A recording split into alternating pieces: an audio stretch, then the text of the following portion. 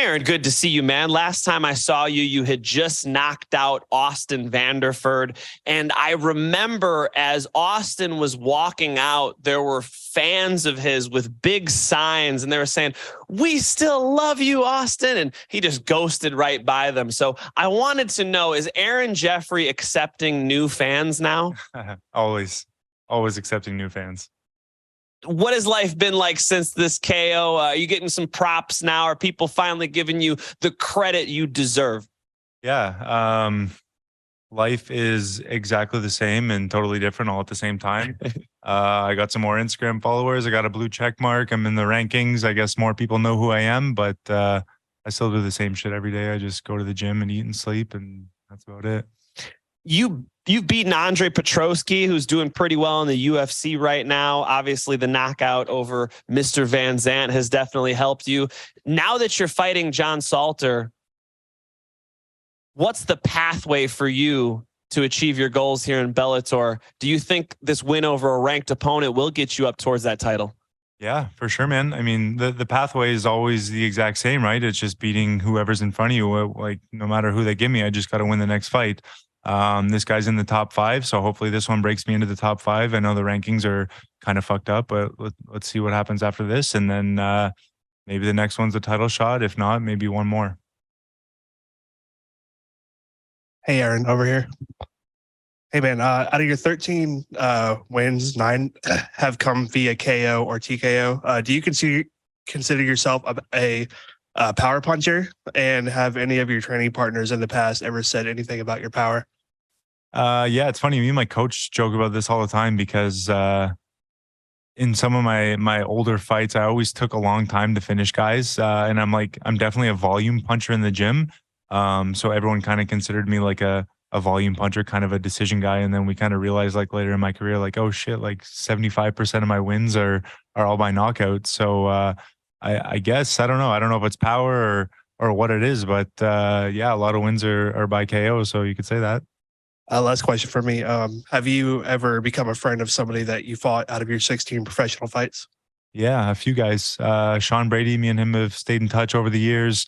Brendan Allen, I would actually consider him a pretty good friend now. I go down to Florida and train at Kill Cliff, so me and him can hang out a bunch. I trained with Petrosky once after that fight. He's a good guy too. So yeah, for sure. Zach? Hey, Aaron. I talked to you last week, and we talked about how you had the extra training time. How do you think that will play a factor in this fight? Yeah, like I've mentioned before, extra training time can be kind of a double-edged sword. It gives you more time to kind of think and stew about the fight, and it becomes mentally exhausting at some point. But at the same time, it's more time to improve as a fighter, which I think I've done a lot. I've had quite a bit of time off since my last fight, and I think I've made some big improvements in my game. So I'm ready to go. Nice. And you also mentioned how you're friends with Brendan Allen and Sean Brady. How important is it for you not to keep grudges since they beat you? I don't know how important it is. I think everyone's different. I know some guys that I've met in the gym that hate pretty much every opponent they've had, and especially guys they've lost to, and they always want the rematch, and that probably drives them a little bit. But for me, like with Brendan Allen specifically, he's like a top 15 UFC fighter. He's a phenomenal fighter, so there's no reason for me to hold a grudge and miss an opportunity to train with someone like that. Mills?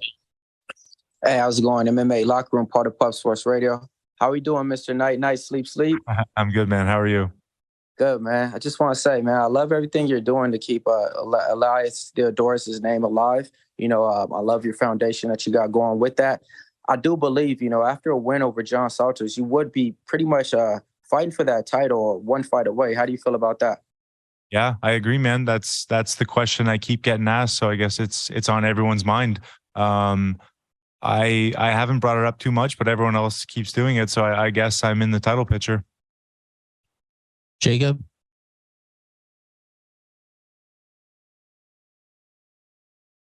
Santiago?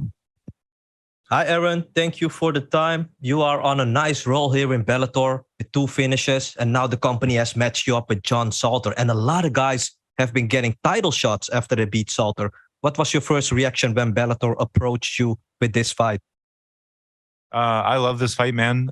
He's ranked above me, it's obviously the most important thing is just to work your way up, right? So getting someone ranked above me is good.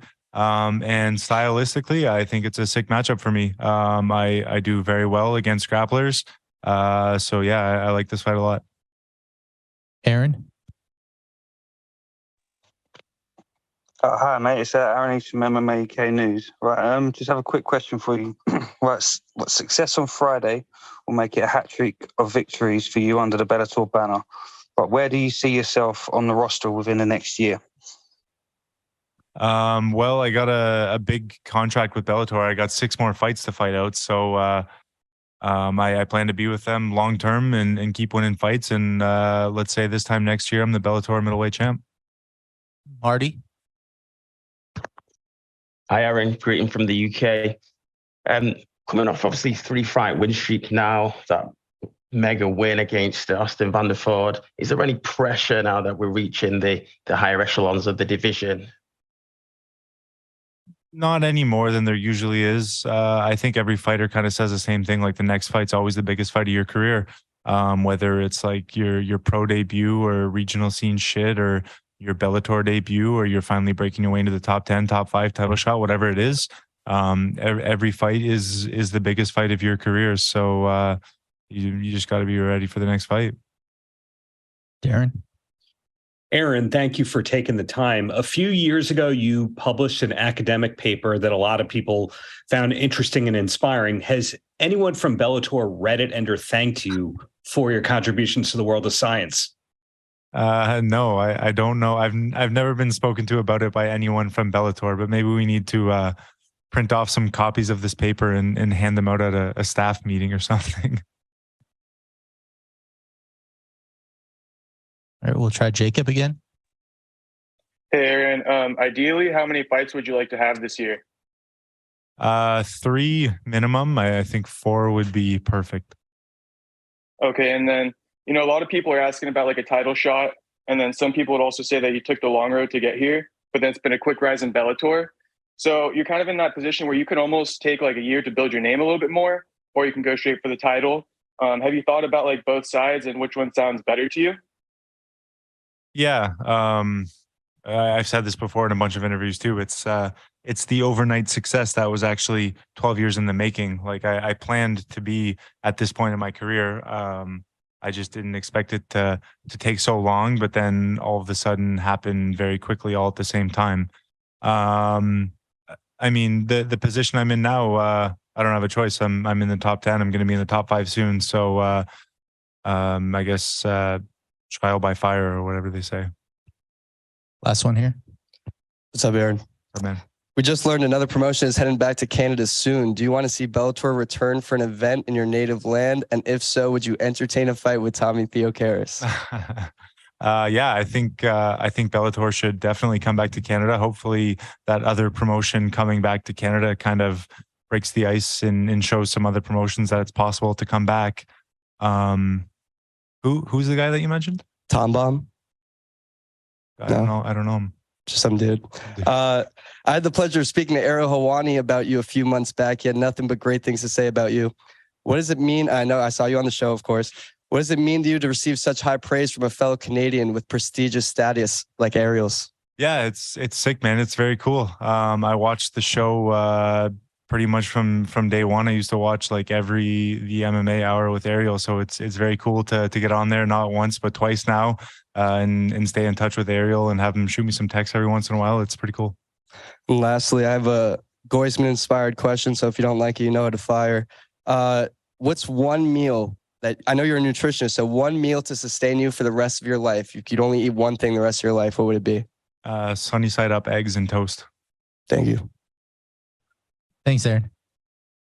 Appreciate the time. Thanks, guys. Fire him.